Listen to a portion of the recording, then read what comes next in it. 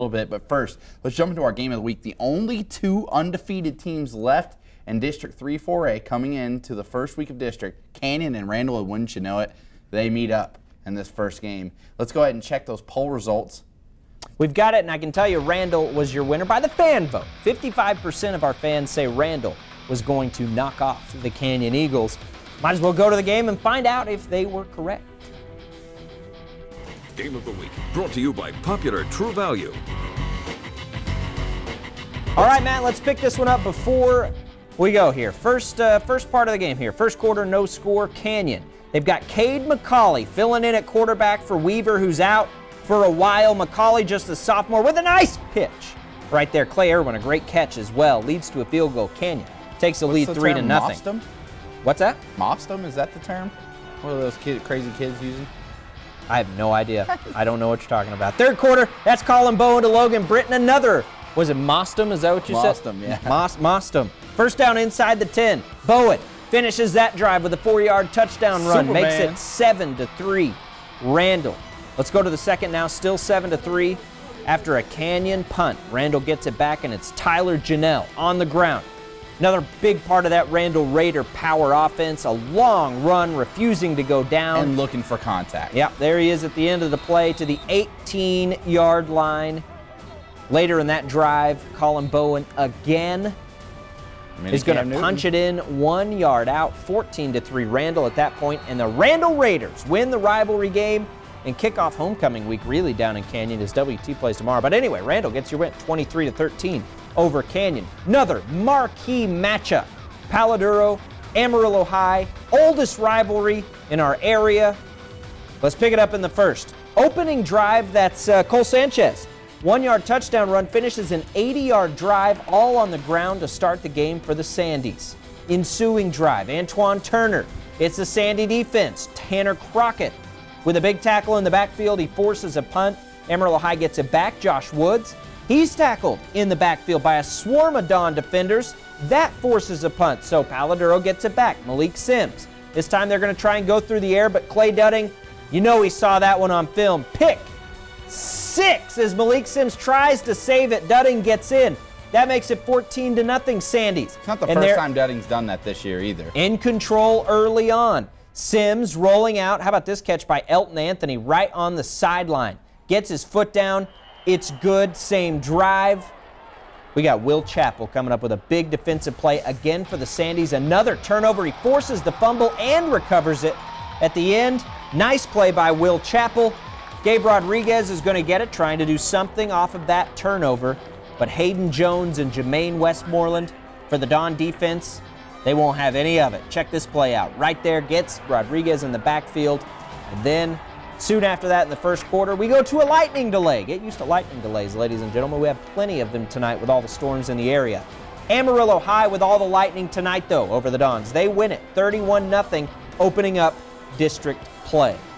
Let's go ahead and jump to District 4A. Monterey traveling to Hereford.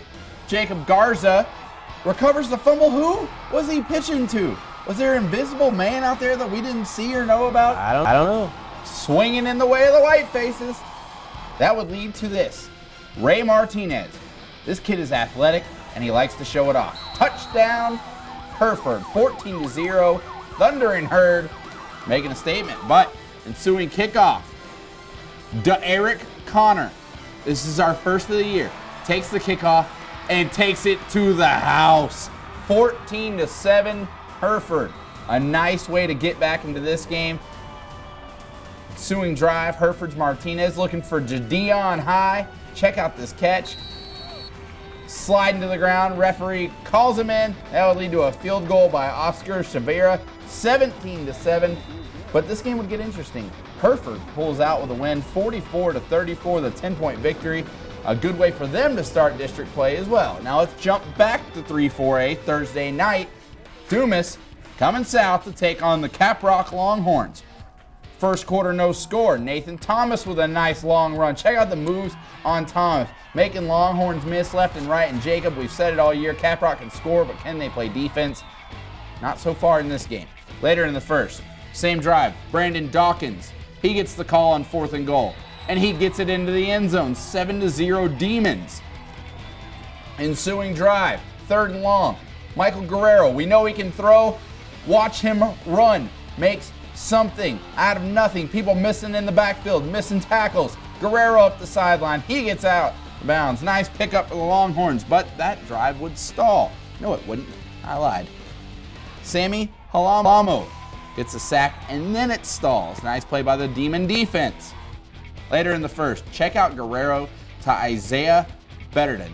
Doesn't get better than this. It doesn't. Look at him on the sideline. We're going to slow it down for you because this play deserves 2 looks. Impressive staying in bounds. Matt talked about the Dumas defense. That's the story from this game.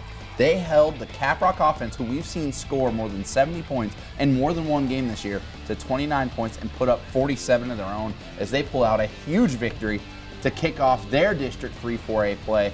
And as we expected, Jacob, District 3 4A gives us some surprises. Yeah. Dumas with a huge victory, Randall with a huge victory, Amarillo High with a huge victory, and Paladero's not a weak team. They've been playing really, really well, so for them to shut them out and score 31 points, Amarillo High was the favorite coming into this year. Randall may have something to say about it. Dumas may have something to say about it. 3 teams undefeated in 3 4A. And I'm running out of breath because I'm so excited and it's so much fun.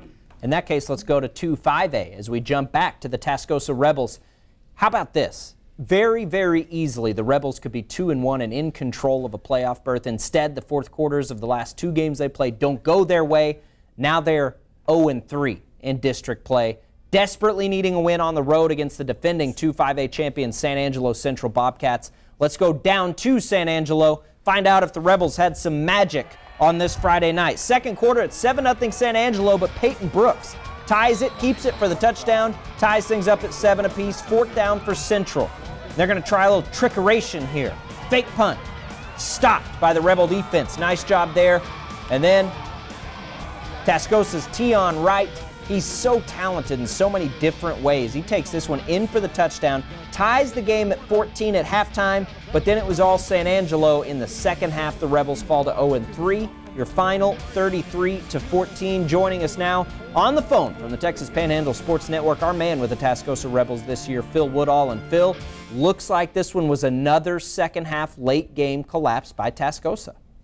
Well, guys, for the 3rd consecutive ball game, the Tascosa Rebels did not score in the 2nd half, and it was a case where 2 early 2nd half fumbles doomed the Rebels as they fumbled the opening kickoff of the 2nd half, and 19 yards later, Landon Sawyer, who was the sophomore backup starting in place of the starter, Mickey Scott, runs in for his 2nd touchdown of the ball game. And then on the next possession by the Rebels, they cough it up again. And this time the Sawyer takes it in from 2 yards out. And that basically was the game, 27-14. In fact, Sawyer scored 3 touchdowns tonight and tossed for 2 others in the place of Mickey Scott, who's a pretty darn good quarterback for this sophomore Landon Sawyer. And if that name sounds familiar, his brother Logan was the quarterback for Central last year. So the Rebels now have lost 6 in a row, and they're now 0-4 in district play. And they got a tough one against Abilene Cooper next Friday at Dick Bivens Stadium. But this team also turned it over 5 times tonight and had some very bad penalties that hurt them at certain times. So they're just kind of a hard luck team at this point. But when you can't score in the 2nd half after staying even with Midland, Mojo, and now Central, it's going to spell doom for you. All right, Phil, thank you so much. As always, we appreciate the hard work. Be safe in your travels back here to Amarillo. Tascosa Rebels, we'll see if they can get that win next week. Just a tough, tough start to their season. We're not done. District play, not just for our big schools, our 3A teams, a lot of our 2A teams enter it. That's where we'll go next. Stick with us right here on News Channel 10. The wrap-up continues right after the break.